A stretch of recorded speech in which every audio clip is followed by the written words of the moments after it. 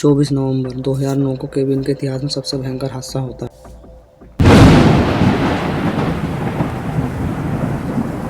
Cabin यानी गुफा की खोज करना, ये एक ऐसा चैलेंज है जहाँ पर सांस लेने की भी जगह नहीं होती। इसी तंग गुफा में घिस कर आगे बढ़ना और गुफा की खोज करना, यही चीज़ 26 साल के जॉन जोन्स अमेरिका के उटर शहर में नटीपुटी गुफा में करने वाले थे। लेकिन जॉन को जरा भी अंदाजा नहीं था कि वो अपनी ही कब्र में जाने वाला है। 24 नवंबर के दिन रात के 8 बजे जॉन और उसका भाई जोश और उसके साथ 10 मेंबर का ग्रुप नटीपुटी नाम की गुफा को एक्सप्लोर करना शुरू कर देते हैं। पहले का 1 घंटा तो बहुत ही अच्छा रहा। गुफा के अंदर की सबसे बड़ी जगह बिग स्लाइस का उन्होंने पता लगाया। ये इतना आसान था कि उनके बीच बहस होने लगी कि पहले कौन आया था। इसी वजह से वो एक दूसरे को चैलेंज करते हैं कि गुफा के सबसे खतरनाक जगह जाने के लिए, यानी कि बर्थ कनाल इतनी तंग जगह थी कि बहुत ही कम लोग वहाँ पर फिट हो पाते थे। सबसे आगे जॉन था, उसके पीछे उसका भाई जोश और ग्रुप के सारे मेंबर थे। अब वो एक के बाद एक बर्थ कनाल में जाना शुरू कर देते हैं। थोड़ा आगे जाते ही गुफा 2 दिशाओं में बढ़ जाती है और जोश में लेफ्ट वाली गुफा में चला जाता है। हालांकि जॉन को नहीं पता था कि गुफा में वो जा रहा है वहाँ पर वो बर्थ कनाल नहीं थी, बल्कि एक ऐसी जगह थी जहाँ पर इससे पहले कोई नहीं गया था। जैसे जैसे वो आगे बढ़ रहा था, गुफा और भी तंग होती जा रही थी। अब उसको अपने हाथ और पैर चलाने के लिए जगह चाहिए थी, लेकिन वहाँ पर जगह नहीं मिल पा रही थी। जॉन को पता लग गया था कि वो बहुत ही बड़ी मुश्किल में फंस गया है। उसको जल्द से जल्द पीछे घूमने के लिए जगह चाहिए थी। आखिर में वो कोप स्क्रू नाम की जगह पर पहुंच जाता है, जहां पे बस छोटे और फ्लेक्सिबल लोग ही पहुंच पाते हैं। हालांकि कुछ साल पहले एक 16 साल का बच्चा इसी जगह पे फंस गया था, लेकिन वो सिर्फ 5 फुट 7 इंच का था। इसके बावजूद उसको निकलने में 14 घंटे लग गए थे। लेकिन जॉन तो 6 फीट का था। जब वो सांस लेने की कोशिश करता था तब छाती फूलने की वजह से जगह नहीं मिल पाती थी। जैसे तैसे करके वो आगे आता है और वो देखता है कि सामने एक होल है।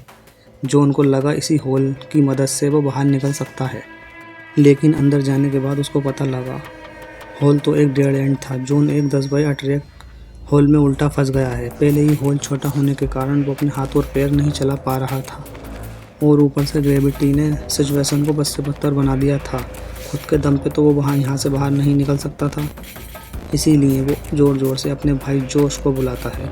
जहाँ पे जॉन इस गुफा में सर के बल आया था, जोश उसी गुफा में उल्टा आता है ताकि उसको घूमना ना पड़े। और वो देखता है कि जॉन के तो सिर्फ पैर ही दिखाई दे रहे हैं, जैसे कि उस होल ने जॉन को पूरी तरह से अपने अंदर निकल लिया हो। जोश अपने पैर जॉन के पैरों के बीच डालता है, ऊपर खींचने की कोशिश करता है, लेकिन जॉन उस सुरंग से बाहर आने के बजाय अंदर ही चला जाता है। 1 घंटा मेहनत करने के बाद जब सफलता नहीं मिलती तब जोश प्रोफेशनल रेस्क्यू की मदद लेने के लिए बाहर आता है और 3 घंटे के बाद रात के 12:30 बजे पहली रेस्क्यूअर सूजी मटोला वहां पर पहुंचती हैं। सूजी सिर्फ 5 फीट 3 इंच की थी। इसी वजह से वो बहुत ही आसानी से जॉन के पास पहुंच गई। लेकिन सूजी ने जो सोचा था, जॉन की सिचुएशन उससे भी बुरी थी। सूजी जॉन को दिलासा देने के लिए कहती हैं, तुम जल्द ही बाहर निकलोगे, चिंता मत करो। इस पर जॉन बोलता है, हाय सूजी, आने के लिए थैंक यू, लेकिन मुझे जल्द से जल्द बाहर निकलना है। सूजी जॉन को निकालने में अपनी पूरी जान झोंक देती है, लेकिन 2 घंटे मेहनत करने के बाद जब जॉन बाहर नहीं निकलता तब सूजी थकावट के कारण बाहर निकल जाती है। गुफा के बाहर जॉन की पत्नी और बेटी और उसके साथ 30 और रेस्क्यूअर पहुंच चुके थे और जॉन को बाहर निकालने के लिए अलग अलग आइडिया सोच रहे थे। आखिर में जॉन के पैरों में रस्सी बांधकर खींचने की बात पर सब सहमत हो गए और एक रेस्क्यूअर जॉन के पैरों में रस्सी बांधता है और बाकी रेस्क्यूअर रस्सी को खींचते हैं। लेकिन यहाँ पे एक बहुत बड़ी प्रॉब्लम थी। रस्सी ज़मीन को घिसने के कारण इतनी असरदार नहीं हो पा रही थी। मसले को सुलझाने का एक ही रास्ता था, सुरंग में ड्रिल करके एक पुली सिस्टम बनाने का। लेकिन यहाँ पर एक प्रॉब्लम थी कि ड्रिलिंग मशीन को गुफा में लाने के लिए 1 घंटा लगता और उसके बाद ड्रिलिंग करके पुली सिस्टम को लगाने के लिए काफ़ी वक्त लगता। और जॉन के पास ज़्यादा वक्त नहीं था, क्योंकि जो रेस्क्यूअर जॉन को बचाने आए थे उनमें से एक डॉक्टर था और उस डॉक्टर का कहना था कि जॉन सर केबल होने के कारण शरीर का सारा खून उसके सर और लम्स में जा रहा है और हमारी बॉडी इस सिचुएशन के लिए नहीं बनी है। और जॉन को जल्द से जल्द बाहर नहीं निकाला तो कार्डियक अरेस्ट की वजह से उसकी जान जा सकती है। इसी वजह से रेस्क्यूअर बिना समय बर्बाद किए जॉन को बाहर निकालने में जुट जाते हैं।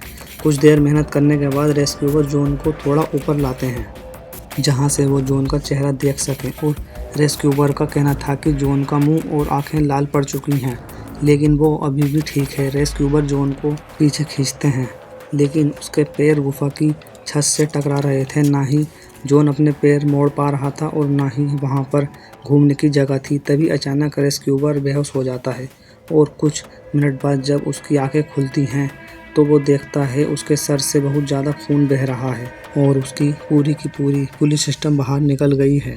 और जॉन जहाँ पर पहले था उसी जगह पर जाकर वापस फंस गया है, लेकिन इस बार उसकी बॉडी ने काम करना छोड़ दिया था। लेकिन 28 घंटे की मेहनत के बाद 25 नवंबर की रात 11:56 पे जॉन जोन्स अपनी सांसें लेना बंद कर देता है। हालांकि उसका परिवार यह बात मानने को तैयार नहीं था कि कैसे एक छोटी सी गलती की वजह से किसी की जान जा सकती है। इसी वजह से ये रेस्क्यूअर जॉन की बॉडी को बाहर निकालकर उसके परिवार को सौंपना चाहते थे, लेकिन जॉन की बॉडी इतनी बुरी तरह से फंस चुकी थी कि उसकी बॉडी के 2 टुकड़े किए बिना बाहर नहीं निकाला जा सकता था।